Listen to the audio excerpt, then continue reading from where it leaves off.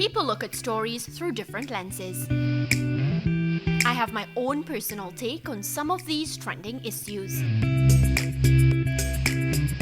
Hi, I'm Mariah Ramharack and welcome to In Case You Missed It.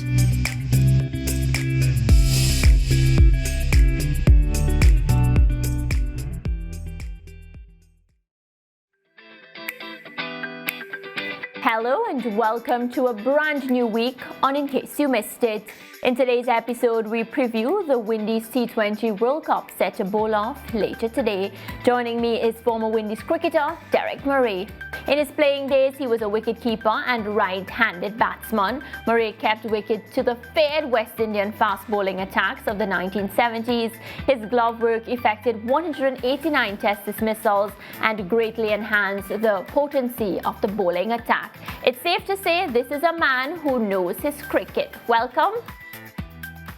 Thank you very much, Mariah. It's a pleasure to be here, and welcome to good afternoon to your viewers and listeners. Well, we're very happy that you could join us. Are you excited for the T20 World Cup? Yes, it's always an occasion, and of course, I am hoping that the West Indies can win again. So I declare my bias from in front. That's fine, you're allowed to be biased. How would you assess the Windies' preparations, though, heading into the World Cup? Well, I think there are a lot of problems in West Indies cricket which need to be addressed in many ways. And, you look at it and you think, is this the right way to prepare for a World Cup, for any tournament, bilateral tournament? I'm not sure that we have our cricket right at the moment, but that having been said, this is where we are, this is what we have to do, and this is the tournament starting later today. Tomorrow, the West Indies actually go into action, and it's a little bit disappointing that we are where we are in our cricket, that we actually have to qualify to get to the tournament properly. That should not be the status of West Indies cricket. We should be among the automatic qualifiers, but we have to do what we have to do. So first we have to qualify for the tournament proper, and then we have to compete in that. Yeah, were you disappointed by the Windies 2-0 defeat to Australia? What are some of the areas that you think the team needs to work on if they are to even challenge for the T20 World Cup? Certainly, I think it's a little bit of everything, because sometimes you look at what happens in a particular tournament, a particular game. I classify it as the West Indies at the moment. We are a 50-50 team.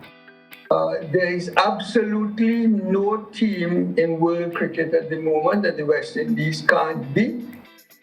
But equally, there is no team in world cricket at the moment that can't beat the West Indies. Yeah. So we go into every game almost hoping that, the right mix of talent comes out and that we win. Yeah. Over a tournament like this, with the qualifying games, etc., we're going to have about 10 games to play to win the tournament. And recent history has not shown that the West Indies is consistent enough that in 10 games you feel comfortable that, they're going to win more often than not. So it's not so much expecting the West Indies to win as we would all like to, but really hoping that they do win, and hoping first to qualify from the group of four that we're in to get into the tournament properly.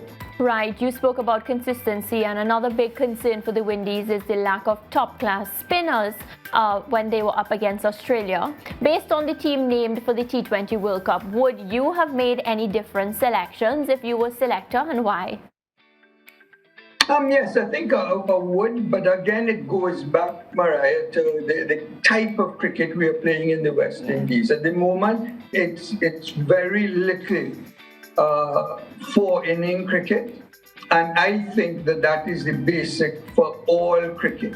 So if you are, and you will notice that the better teams in world cricket, even in T20, have test cricketers playing some of their main players there. So I think that overall the West Indies isn't really utilizing our talent and our resources to the best.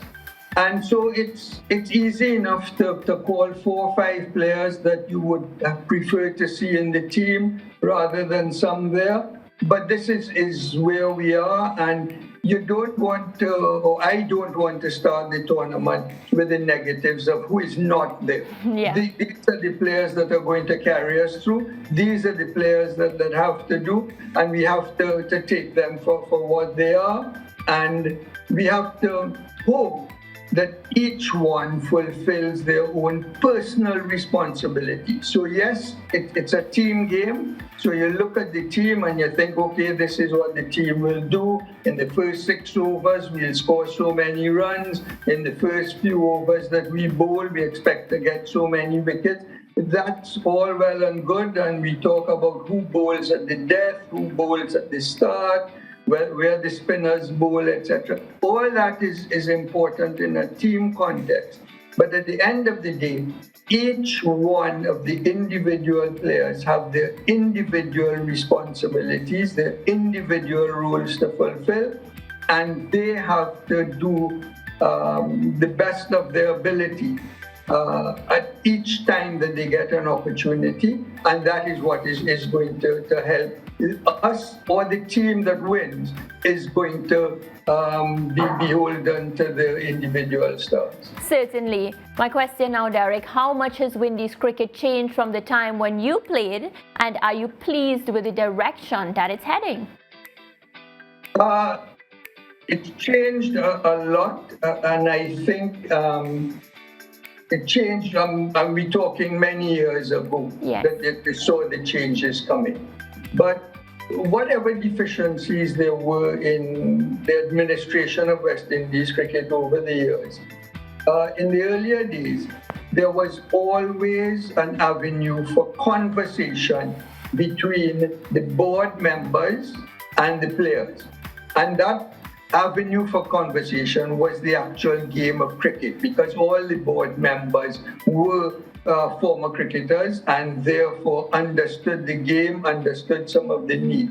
So where you might talk about administration and money and finance and whatnot, at the end of the day, you could go back and talk to your managers, your players, your board members, your coaches, your mentors, because that's what they were, your mentors. And I think that is what is really lacking in cricket today. There have been 2 or 3 at least significant reports on seeking ways to reform the structure of West Indies cricket over the last 15, 20 years that have fallen on deaf ears, and I think that is where the real problem lies. And come what may at the end of this World Cup, there are going to be conversations again about what changes are needed. Yeah, and speaking about conversation, were you disappointed in Shimron Hetmyer being ruled out of the T20 World Cup side? And do you see the young cricketer as an asset to the Windies squad? Well, of course, every player of talent is an asset to the squad, and you need them. And when you see so many, and over such a long period of time, so many conflicts where you almost know that you're not fielding your best team at the moment, it's really sad. And you wonder, I don't know the inner story of why Hetmyer is not on the team. But he's just one that seems to have not been able to fulfill his potential. there are many others that you think maybe they were just poor selection decisions. But be that as it may, as I say, we are here with the team we have. We have the hope that each individual, as I say, goes into the tournament thinking, I am going to fulfill my responsibilities and live up to my potential for the team. Right. Who isn't here. Yeah, and speaking about responsibility, most times whenever a team does bad, the coach always gets the blame. Based on what you've seen, and as I said at the top of the show, you are a man who knows cricket. How would you assess Coach Phil Simmons and, his tenure with the team so far? Well, again, I don't think it's been covered in glory because, if you just look at the win-loss column, etc., you look at the individual players and how they're being developed. But nowadays, you talk about the coach, and yes, the coach has to take all the responsibility. But when I look at the West Indies setup and you look at the group that's gathered there, first, there are more support staff than there are players. So you have to look and see who are the players and who are doing what.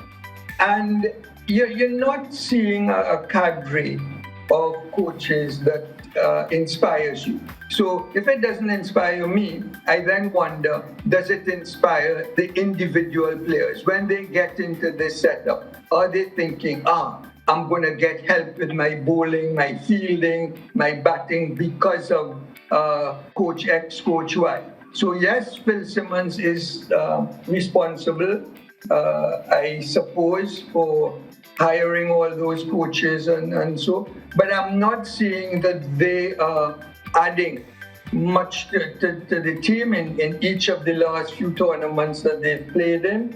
So, you're kind of concerned, but that goes back to my concern about the administration of cricket. Who chooses who puts who in what positions, and then when you go out onto the field, you hear other teams talking about what an inspirational coach or backroom staff they have with this person or that person. All names that you're familiar with from cricket before. I'm not convinced that the West Indies is doing the best for its players with the kind of structure that we have at the moment. Yeah, speaking about convinced, are you convinced that Skipper, and he's also from Trinidad and Tobago, just like you, do you think he's the right man for the job? Well, again, you get into all of these situations and you think who should do what, and if there was more cricket being played at a higher level in the West Indies, you can judge from that. So one may say the closest thing we have to the T20 World Cup is the CPL. The leader of the team that won the CPL, the Talawars, is that an indication that he or should be the captain or not? But again, you are where you are. You don't want to start with negatives. So, yep, it's really a case of getting the best out of the players. We made, in my opinion, we made a mistake many years ago when in his very early 20s, we put Jason Holder to be the captain of the team. So he was trying to mentor players who were older than him, and he is trying to just find his way in the game. And I think that we are making that mistake over and over again. Yeah. You look at the team, you may say, hi, look at the kind of caliber of player Jason Holder is now. Maybe now is the time he should be captain. But that's another issue for another conversation at another time. No, but that's a great point. And of course, I'm sure you have my viewers now thinking, what if, we made another error? But Deryck, the Windies, they're drawn in Group B, along with a fast improving Zimbabwe, last year's Group B winners Scotland, and 7-time qualifiers Ireland. If they manage to win their group, they will avoid the 2021 finalists New Zealand and the host Australia. Who do you think will be the toughest opponent for the Windies in the group that they're drawn in?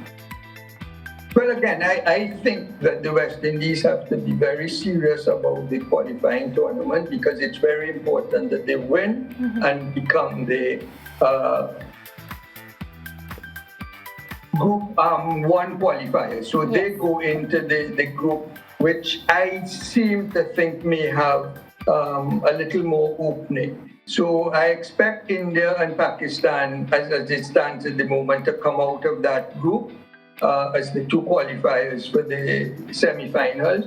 But if the West Indies end up winning their qualifying group and go into that group, then it's more possible, I think, for them to get by, because South Africa will be the other team in that group. I just think that West Indies may have a better chance of being one of the 2 qualifiers in a group like that, rather than the group of Australia, New Zealand, England. I expect Australia and New Zealand to come out of that group, but that's not ignoring the strength of England, and that they could easily be one of the finalists in the long run. But just looking at how they are at the moment, I would expect Australia and New Zealand to come out of that group, face India and Pakistan in the other group in the semi-finals, and at that stage it may well be an Australia-New Zealand final. Yeah. Well, Deryck, as we get ready to wrap, before we go, anything you want to say to the Windies fans, that will be tuned in to the T20 World Cup, being a former Windies cricketer yourself? No, I'm saying that, look, we have to give full support to the West Indies team, the players, the coaches, the captain, etc. And see them through the tournament, and will them. We need to add our will and our hopes to the West Indies effort from the other side of the world. But yeah, that's our team. We've got to support them, and I'm supporting them all the way. After the tournament, I think we could look at all the things that we need to fix in West Indies cricket. I agree. So we're going in, as you said, with a lot of positivity, and I want to thank you so much for your time. I know you're a busy man, and I'm wishing you all the best. I hope Windies win just for you. Thank you very much indeed. I hope so too. All right. Thanks again.